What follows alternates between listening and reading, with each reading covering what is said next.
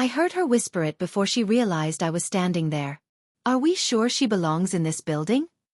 I froze, badge in hand, because I did. My name is Dr. Alana Brooks.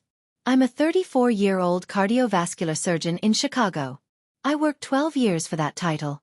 12 years of late nights, student loans, missing birthdays, and fighting to be seen as more than diversity.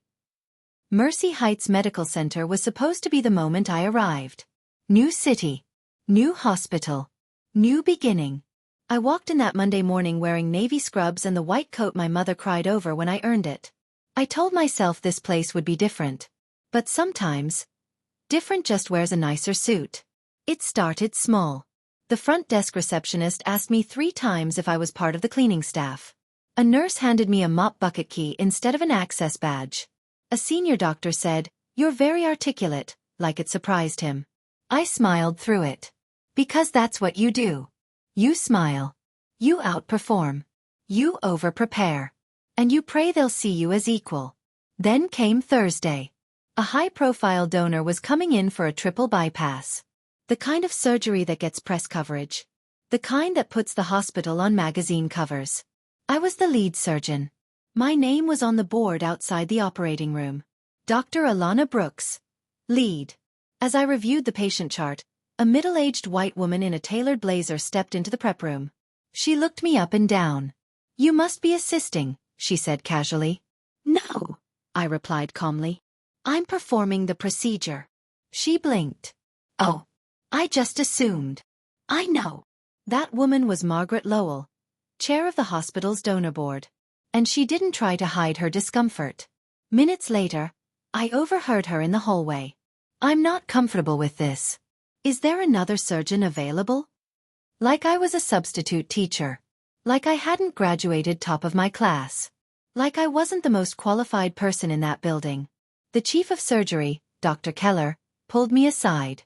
"Alana, maybe for optics, we let Dr. Raymond take lead." "For optics?" I stared at him. "You mean because I'm black?" He didn't answer. He didn't have to. In that moment, 12 years of sacrifice felt like it shrank to the color of my skin. And the worst part? It was happening quietly.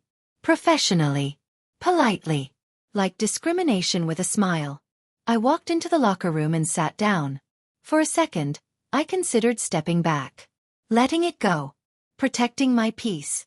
But then I thought about my mother working double shifts so I could afford MCAT prep books.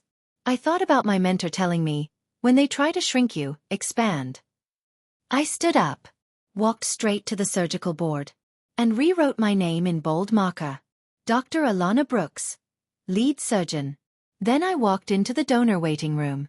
Margaret Lowell looked startled. "With respect," I said evenly, "you're questioning my capability without reviewing my credentials." She stiffened. "This is about comfort." "No," I replied. "It's about assumption." The room went silent. Doctors, nurses, staff, all watching. I could feel my heartbeat in my ears. "You trusted this hospital enough to donate millions," I continued. "But you don't trust the surgeon they hired?" Margaret's lips tightened. Dr. Keller shifted uncomfortably. And then something unexpected happened. The patient's son stood up. A tall man in his late 20s. "Excuse me," he said. "I looked up every surgeon here.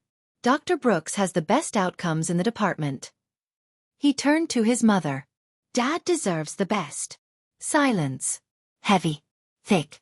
And suddenly, it wasn't just my voice in the room. Dr. Keller cleared his throat. "He's correct," he admitted. "Dr. Brooks leads in successful cardiac procedures." Margaret looked around. For the first time, uncertainty crossed her face. Not about me. About herself. Her son placed a hand on her shoulder. "Mom, let her do her job."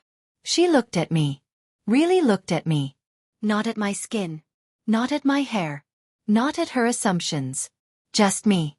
Finally, she nodded. "Proceed." That surgery lasted 6 hours.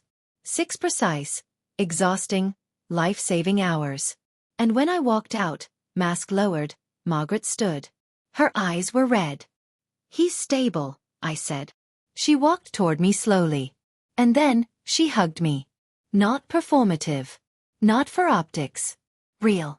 I was wrong, she whispered. 3 words that felt heavier than any insult. Reporters later asked about the success story. Dr. Keller stepped back and said, "This was Dr. Brooks' brilliance." My name was printed in the Chicago Tribune the next morning. But the real victory? It wasn't the headline. It was the shift.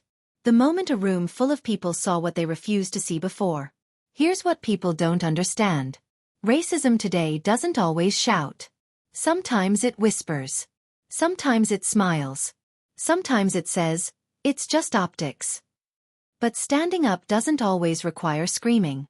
Sometimes it's rewriting your name on the board. Sometimes it's refusing to shrink. I didn't win because I embarrassed someone. I won because I stayed. Because I believed in my training more than their doubt. And because one person chose truth over comfort.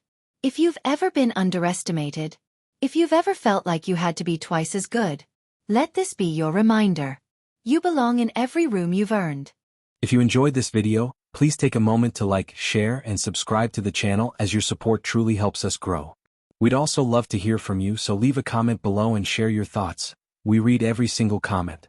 We are on a mission to reach 1,000 subscribers, and every bit of support brings us one step closer. Thank you for being part of Black Diaries and supporting the journey.